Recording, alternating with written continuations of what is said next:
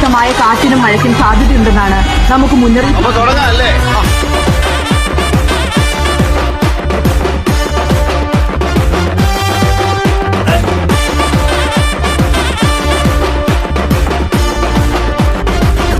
சத்து சத்துன்னு அடிய போட்டு விட்டுருவேன். என்ன சண்டைக்கு கூட்டாமும் கொண்டா பந்தயம் போட்டு நாம்பிய போல வந்தண்டி மன்னிப்பு கேட்டு அப்பையும் வீட்டுல கொட்டுக்க போறாங்கல்ல போலீஸ் கம்ப்ளைண்ட் முஞ்சா என்ன கூண்டுல நிப்பாட்டு.